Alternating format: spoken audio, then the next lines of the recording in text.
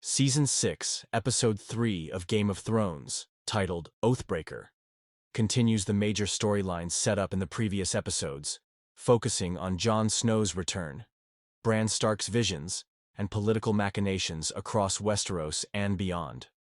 The episode is marked by important revelations and shifting allegiances. At Castle Black, Jon Snow is alive but deeply shaken by his resurrection. He executes Sir Alliser Thorne, Olly, and the other mutineers who betrayed him. After carrying out the hangings, he declares that his watch has ended, leaving the Night's Watch behind. His decision signals a major turning point for his character, as he is no longer bound by his vows and is free to pursue his own path.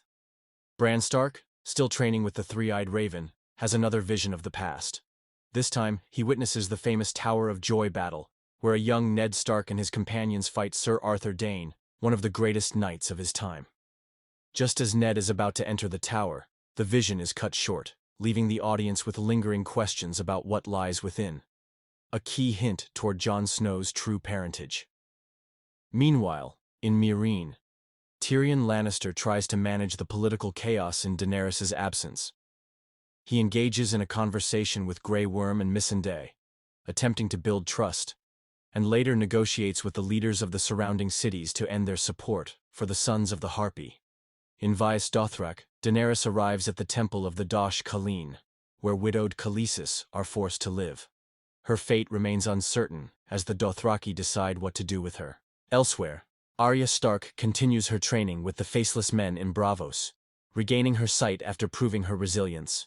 In King's Landing, Cersei and Jaime Lannister strategize to regain power, while in the north, Ramsay Bolton solidifies his rule by welcoming the Umbers, who present him with a shocking gift, Rickon Stark and Osha, captured and delivered to him as a sign of loyalty.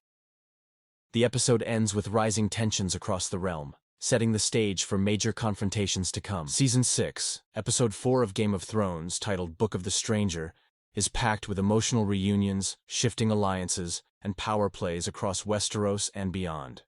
The episode marks a turning point in several storylines, particularly for Sansa Stark, Jon Snow, and Daenerys Targaryen. At Castle Black, Jon Snow prepares to leave after renouncing his vows, but before he can depart, Sansa Stark arrives with Brienne and Podrick. Their reunion is one of the most heartfelt moments of the series, as it is the first time two Stark siblings have reunited since the beginning of the show. Sansa urges Jon to help her retake Winterfell from Ramsay Bolton, but Jon is reluctant to fight again. However, after receiving a chilling letter from Ramsay, threatening Rickon Stark and boasting about his cruelty, Jon realizes he has no choice but to confront the Boltons. In Meereen, Tyrion Lannister attempts to stabilize the city by negotiating with the slavers of Yunkai, Astapor, and Volantis. He offers them a compromise, allowing them to gradually abolish slavery over 7 years in exchange for peace. This decision angers Grey Worm and Missandei, who see it as a betrayal of Daenerys' ideals, but Tyrion believes it is the only way to prevent further chaos.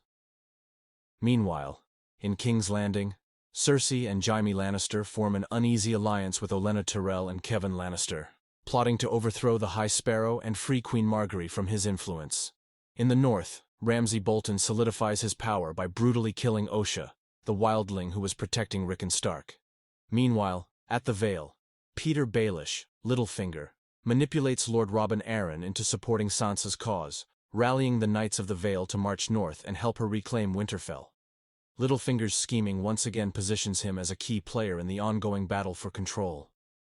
The episode ends with one of its most powerful moments. Daenerys Targaryen, who has been held captive by the Dothraki, takes matters into her own hands.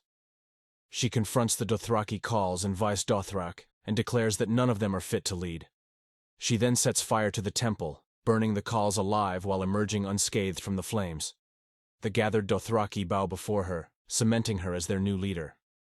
This moment echoes her Season 1 emergence from the funeral pyre and reinforces her status as a powerful figure destined to rule.